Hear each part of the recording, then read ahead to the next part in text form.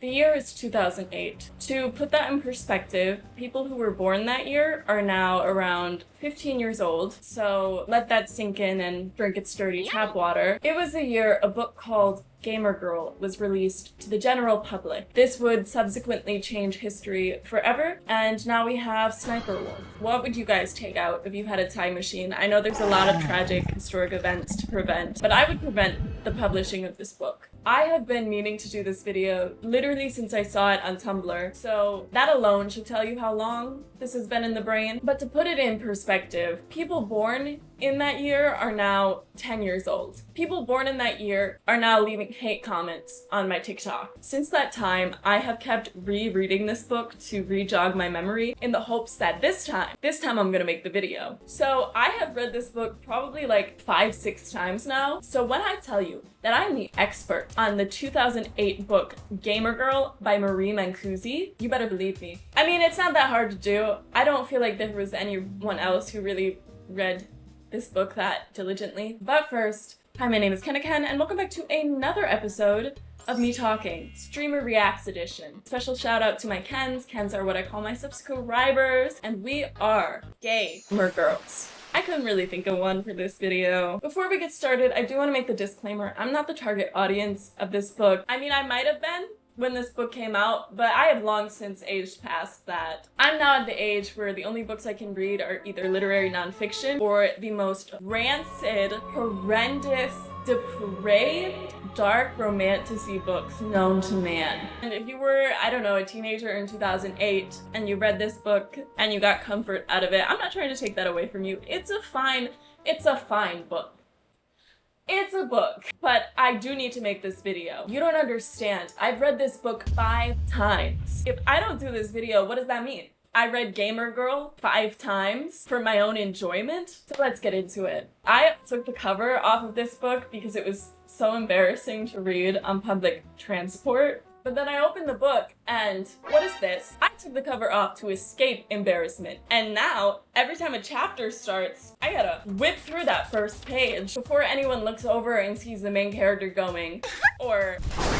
So the book starts off by introducing us to the main character / narrator, 15-year-old Maddie Starr. Maddie has just moved from Boston with her mother and little sister to live with her grandma in a small town. This is because her parents are now divorced and she is super upset by this. And you can tell this because of the emoticon. I'm afraid it would be impossible to know otherwise. So that you guys can get an example of what Maddie's voice is like, I'm gonna read you a passage of her introducing us to her situation. First off, there was a bus, an actual bus to take me from my middle of nowhere grandma's house to my still middle of nowhere school. Now I'd actually have to board a smelly, fume-filled, environment-destroying bus to get to school. At least I was getting my license in a few weeks when I turned 16, though my chances of getting grandma to lend me the car were slim to none. Yeah, the environment-destroying bus. Because everyone knows public transport is famously worse for the environment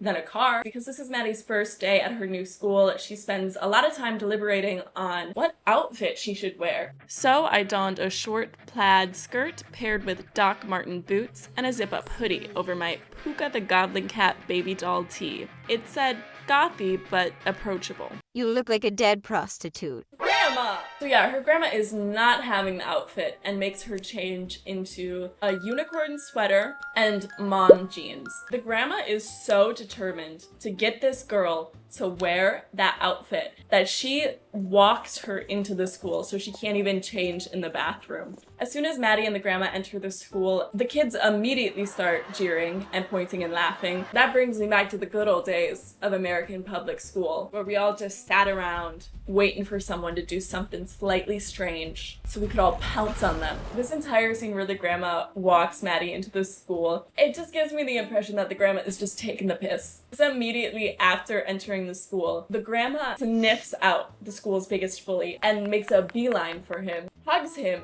and says, "Oh, Billy, it's so good to see you. You're all grown up now. Last time I saw you, you were 4 feet tall and still wet in the bed." Like, the wetting the bed part was so unnecessary. She had to know that would wreck him. So in this scene, we're introduced to some key players. One is Billy, the bully who oh my god, That's a tongue twister. Billy the bully who wets the bed. Billy the bully who wets the bed. Another outcast who becomes Maddie's friend, Matt, and Billy's friend, Chad. And Chad, for some reason, Maddie immediately takes a liking to. My breath hitched as my eyes fell on Chad. He was tall too, but lean, like a cat almost. He had curly blonde hair and piercing blue eyes, framed with long, sooty lashes, chiseled face with perfectly sculpted cheekbones, and a full mouth that looked perfectly kissable. I shivered. Utterly delicious. Throw up. So during the scene, Maddie and this other kid, Matt, start hating on the popular kids. They dub the group the Haters, which, you know what that calls for. I do side with the 12-year-olds leaving hate comments on my TikTok now. But during this whole scene, Maddie refuses to make fun of Chad because for some reason, she feels like Chad is different. Even though he has the personality of a number 2 pencil and a dull one at that. Then Maddie continues on her day. She's got a very bright outlook on the world. This day was getting more and more like a bad after-school special every minute. After the commercial break, I'd probably start drinking and doing drugs just to fit in, only to have my best friend die, and my mother convince me to head to rehab and start my life friendless, sober, and alone, but strangely happy and peaceful about it all. Jeez, Maddie, can you lighten up a little? Maddie confesses to Matt that she's actually working on a manga comic, and this is where we get my biggest gripe with this book. It is so focused on Maddie's love of anime and manga, and not on the gaming. They should have called this book Otaku. If I'm picking up a book called Gamer Girl, I want that girl to be a gamer. If she's not adding mods to Skyrim to make the dragons look like Thomas the Tank Engine, or killing her Sims in increasingly creative and horrifying ways, I don't want it. Like, that's not representation to me. Maddie doesn't actually get her first game until her 16th birthday, when her dad gifts her an online RPG game called Fields of Fantasy. The dad's idea is that through this game, they can play together and spend time together even though they are apart physically, and I thought that was kind of sweet. And then Maddie remarks that she's thrilled to finally have a chance to become a gamer girl herself. I don't know why, but all throughout this book, they treat becoming a gamer girl like a career path. I mean, I guess to some people it is. So Maddie can hardly wait. She instantly starts playing the game, and she takes her character creation very seriously. She was so skinny, I wasn't sure about her wielding some huge sword. Like, Maddie, you know she's not really gonna be carrying that thing. Like, they're not gonna animate her tripping and falling on her sword. In a game called Fields of Fantasy, I don't think they're taking realism that far. And she was certainly way too sexy to be a priest. Too sexy to be a priest? That's exactly what the Pope said to me when I got kicked out of preschool. Stop discrimination. Sexy women can be priests too. Then she gets to pick her name, and it led to the only part that made me laugh. I had to pick a name. I wanted something cooler than simply Maddie, which always sounded more like an anger management problem than a name to me. It's so stupid. It's like, I got a case of the Maddies. You gotta be careful around me. Maddies? What is that?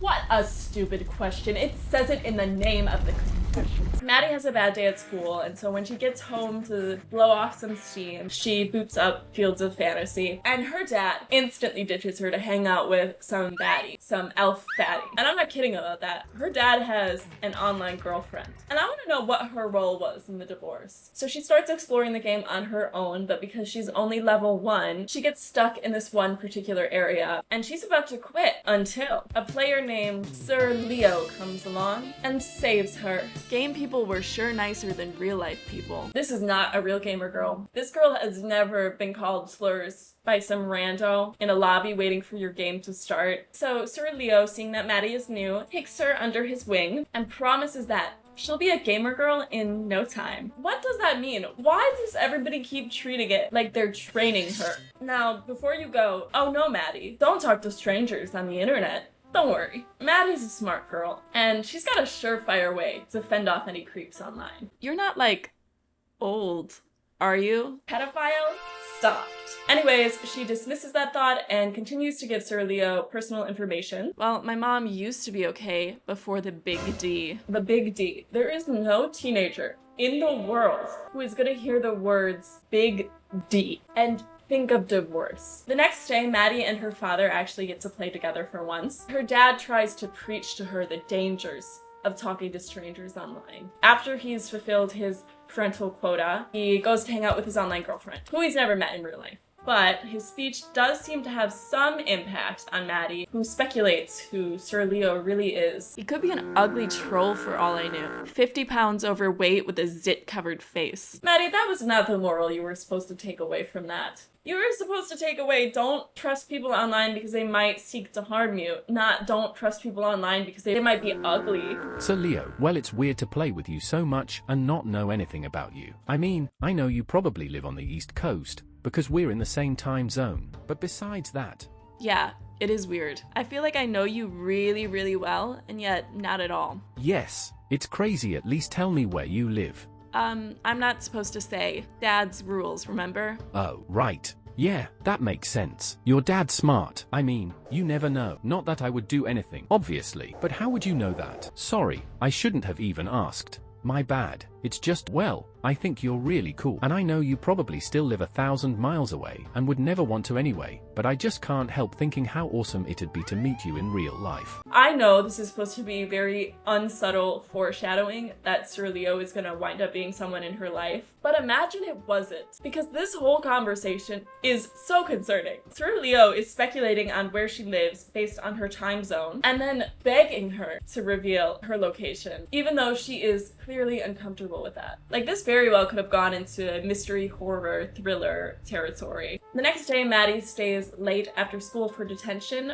for punching Billy. She punched the bully. Sounds like she's got a case with the Maddies. But detention is canceled, and since the bus has already left and her mom's still at work, she decides to just kind of roam around the school. Specifically, she decides to break into the auditorium during theater practice. And who should she find there but Chad? Chad is performing as the lead, which means he's a theater kid. I feel like you can't be a part of the bully squad and a theater kid. Like, you gotta pick one. Pick a struggle. She watches him rehearse and is utterly transfixed by his performance. And once again thinks how Chad is totally different from the other haters. Totally unlike the rest of the haters, who were self-absorbed idiots, who saw school as a platform to enhance their small-town celebrity status, rather than a house of learning. A house of learning. This was totally written by an English teacher. When Maddie hears Chad perform, she thinks of Sir Leo. And she thinks, wow, this is exactly how Sir Leo would talk and look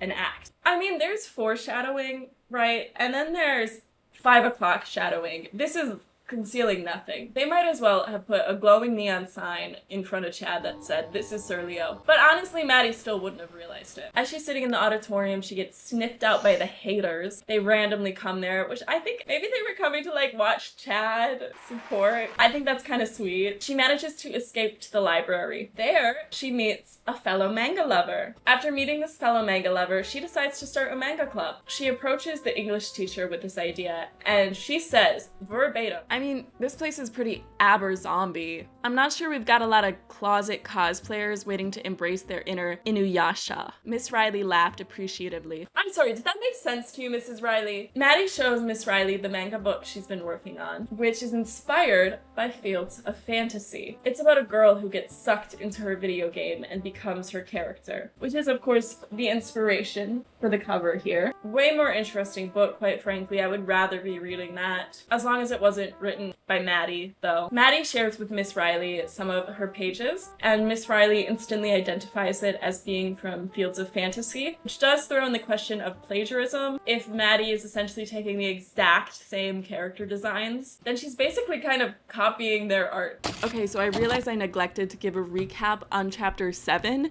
which has some things that are vital to the plot, so I'm gonna quick recap it here. So basically, Billy and the haters destroy one of Maddie's paintings, and that's why Maddie punched Billy, girl boss. So Maddie gets detention for like a week, and during one of these detentions, Chad actually shows up, and Chad feels bad about Billy destroying the painting, so he pulls out an advertisement for a graphic novel contest, and he suggests that Maddie submit to it. The prize for the manga competition is $10,000. So Maddie thinks, if I can win this manga competition, then I will have enough money to go back to my private school in Boston, which, Maddie girlie, no you won't. Those schools are not that cheap.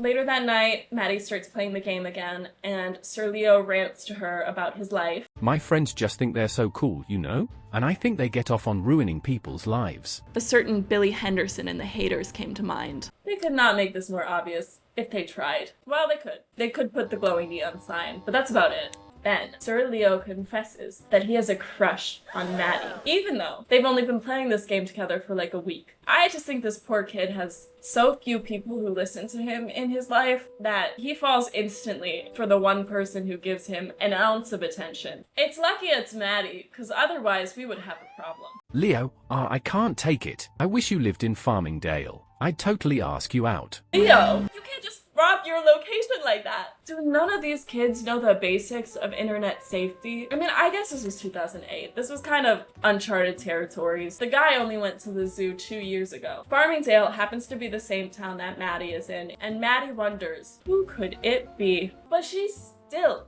doesn't put 2 and 2 together. She's already compared Sir Leo's friend to Billy Henderson, Chad's friend. And now she knows that Sir Leo lives in the same town and goes to the same school as her. Like, girl, the next day at school, Maddie starts hanging up posters for the new manga club that she started, and Billy jumps out from the lockers and starts ripping them down. He starts making fun of her, but she's determined not to let it get under her skin. She makes fun of him in the best way possible. He ripped down the flyer I'd just put up and studied it with narrowed eyes. But what the hell is a manga club? Does that mean vampire and swally or something? Funny, no, it doesn't.